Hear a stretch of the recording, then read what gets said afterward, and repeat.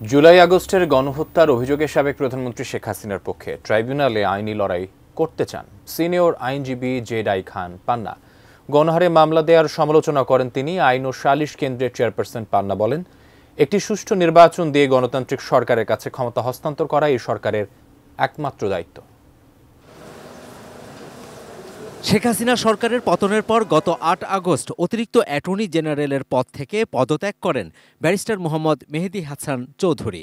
সীমান্ত পথে পালাতে গিয়ে গত ২০ সেপ্টেম্বর পুলিশের হাতে আটক হন তিনি। পরে তাকে জুলাই আগস্টের হত্যা মামলায় গ্রেপ্তার দেখানো হয়।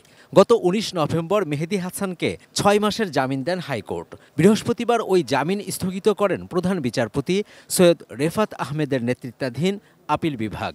মেহেদী হাসান চৌধুরী এখানে সে বিন্দুমাত্র ইনভলভ না। মেহেদী হাসানের পক্ষে আপিল বিভাগে শুনানি করেন জেডাই খান পান্না। নির্মাণ কাজেও আমি বেছে নেই CSRM TMT 500W, committed for better still।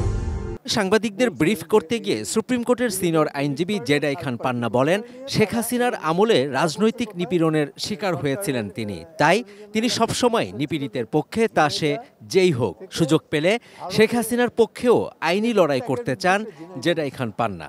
যদি সুযোগ হয় তাহলে শেখ হাসিনার পক্ষেই লড়াই করব ট্রাইব্যুনালে। ট্রাইব্যুনাল কেন, সব মামলাতেই।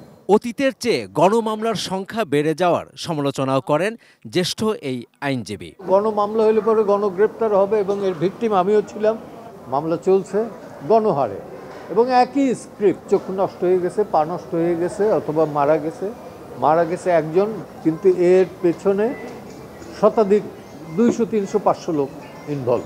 ডক্টর ইউনূস মিনুয়েল বোধহয় রিয়েলাইজ করছেন যে এই সংশোধন এগুলো করা ঠিক হবে না। এই গভর্নমেন্টের প্রাথমিক দায়িত্ব এবং একমাত্র ডিউটি হিসেবে একটা নির্বাচন দেয়া এবং গণতান্ত্রিক পদ্ধতিতে সেই সরকারের কাছে ক্ষমতা হস্তান্তর করা, নাথিং এলস।